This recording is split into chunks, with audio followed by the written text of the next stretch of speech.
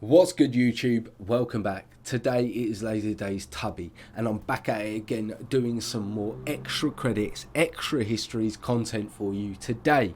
And it is their series Ibn Battuta, The Plague and Homecoming.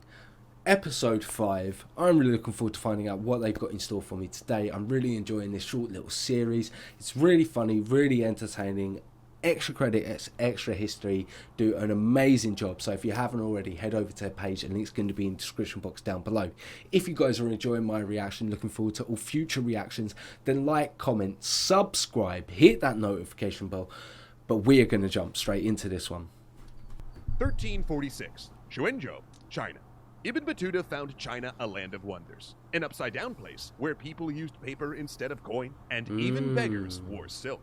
China was beautiful, he wrote, but it did not please me.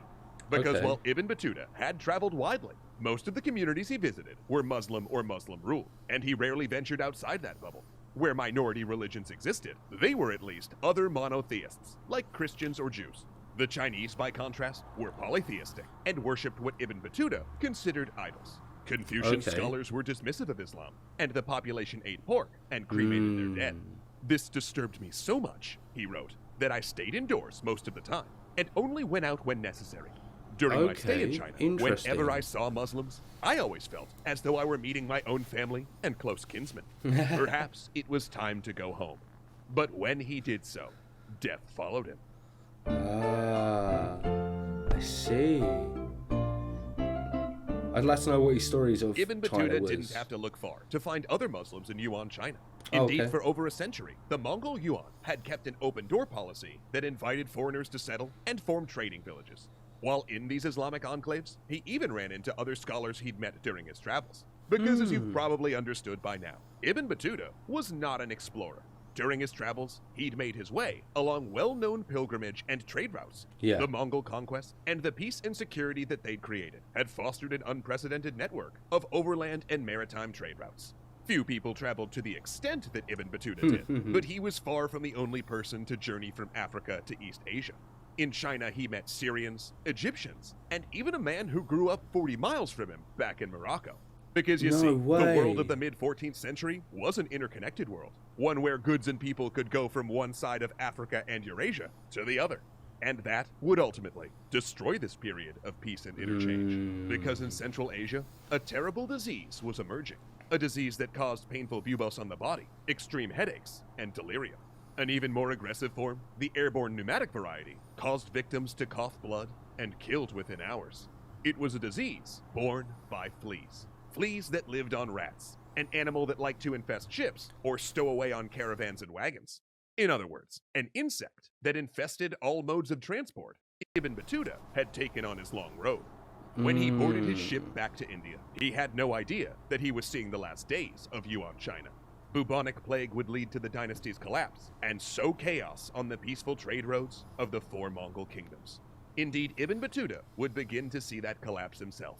He retraced his route to India and considered going back to Delhi. But word reached him that the Sultanate was tearing itself apart, and Ibn Battuta was worried that the Sultan would execute him for his failed mission. So he made another plan. A little, what is that thing called? A side trip to Mecca to make the Hajj one last time. But by the time he made it to the Arabian Peninsula, the pilgrimage season had ended. He would need to wait a year before it started again. So, rather than just hang out, he took another separate side trip, a side trip, revisiting Persia, Iraq, Syria, and Egypt to see how things had changed in the time he'd been away. And he was shocked at what he found. The great Ilkhan, the man he'd traveled with, was dead, likely from plague. He'd left an empty throne, several ongoing wars, and his Mongol and Turkish generals were ripping the land apart in a series of succession conflicts. It was the first dark cloud in what would be a storm of sadness. He arrived in Damascus to find that the son he'd left behind, with one of his many ex-wives, had died in childhood, and a separate message told him that his father had passed away 15 years before. Saddened, he took a trip to Aleppo. But as he traveled, a great curtain was being pulled across Syria. The Black Plague descended on the Middle East, chasing him on the road. He fled back to Damascus, but found the oasis city ground to a halt, with 2,000 dying every day and the populace in terror. As in Europe, the Islamic world believed the disease came from a religious rather than medical source. But while Christian Europe interpreted it as punishment for human sin and greeted the plague with apocalyptic sermons, self-flagellation, and massacres of their Jewish neighbors, Islamic cities looked on it as a manifestation of the divine will. To them, it was an aspect of God's unknowable plan that must simply be endured with humility. Ibn Battuta saw the residents of Damascus fast for 3 days, followed by a packed day of prayer and supplication in the mosque. Afterward, the multi-ethnic populace paraded through the city streets together, holding aloft copies of their holy texts. Muslims carried the Quran, Christians the Bible, and Jews the Torah, all with tears, imploring their God to stop the suffering. Damascus would lose more than 30,000 citizens to the disease. Its streets choked with funeral parades, corpses left uncovered due to the city running out of burial shrouds. Ibn Battuta fled to Cairo, passing empty villages and bodies along the road. And when he arrived, he found the great city. I could only imagine what it would have been like to travel through the time during the Black Plague, seeing thousands and thousands of dead. I could only imagine how eye-opening that would be. With a population of 500,000, deserted by its leaders, and losing 24,000 residents each day. Plague would eventually kill 200,000, including most of the army officers, sending the Mamluk Sultanate into decline. But in 1348, the worst year of the plague, Ibn Battuta made it to Mecca and fulfilled his goal of making the Hajj one last time. It must have made him think of his first pilgrimage when he left Tangier at the age of 21, freshly graduated and never having left home. Now, he was a 45-year-old man. I was moved by memories of my homeland, he wrote. Affection for my family and dear friends who drew me toward my land, which in my opinion was better than any other country. Yet when he arrived home in Tangier, he found his mother had died of plague as well, and days later, he was on the road again. At a loss for what to do, he volunteered as a soldier to defend the Rock of Gibraltar from a Spanish siege, but arrived to find the battle already over. Instead, he toured Muslim Spain before returning home. But that was not the end of his journey. The Sultan of Morocco, hearing of his voyages, appointed him ambassador to the Golden Empire of Mali. Though that's a tale you'll have to hear about over in our Empire of Mali series, because this dude went everywhere. He did go everywhere. Returned, the Sultan gave Ibn Battuta a new command, to dictate his story to the poet Ibn Juzay, so that there could be a record of all he saw in the Muslim world. The result was not a perfect book. Ibn Battuta worked from memory, and as a result, got details wrong, misremembered dates, and mixed up some events. Someone, either Ibn Battuta himself or Ibn Juzay, decided to fill in the blanks by copying sections of other travel books, even inventing some journeys so the book would be a full compendium of the whole Muslim world. For instance, Ibn Battuta likely never made it out of southern China, nor did he travel far north into Russia as the book claims. And Rob will talk about how we know that in our Lies episode. But despite all these issues, The Travels is an extraordinary document. One that, despite its contradictions, exaggerations, and occasionally confused timelines, gives historians an unprecedented look at the Muslim world of the 14th century and how its trade networks operated. Given that, it's almost anticlimactic to say that when they were originally published, they received little attention. In fact, Ibn Battuta's fellow judges often called him an uneducated liar.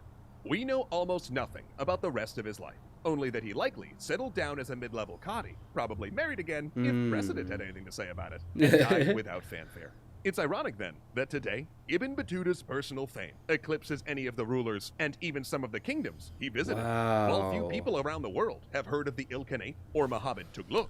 Like, could you imagine that your name, just from traveling, has gotten larger than some of the leaders of countries around that time? Battuta's life has been the subject of television dramas, movies, and even video games. You can visit Ibn Battuta Mall in Dubai, where the different sections are themed to his journeys. Fly into Tangier, and you'll land in Ibn Battuta Airport, eat at Ibn Battuta restaurants, visit an Ibn Battuta festival, and even see an unmarked tomb that's said to be his final resting place. Okay. He even has a crater on the moon.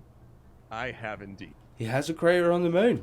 Praise be to God, attained my desire in this world, he wrote, which was to travel through the earth. And I have attained in this respect what no other person has attained to my knowledge. Happy travels, friends. See you next time. Wow. Wow. What a life Ibn Battuta had. That has really made me definitely want to go see a lot more I've been very sheltered within my own country, and that definitely makes me want to go out and look at more, especially with this history stuff going on as well. So if you guys enjoyed my reaction, looking forward to future reactions and maybe different type of content, then like, comment, subscribe, hit that notification bell, and I will catch you in the next video.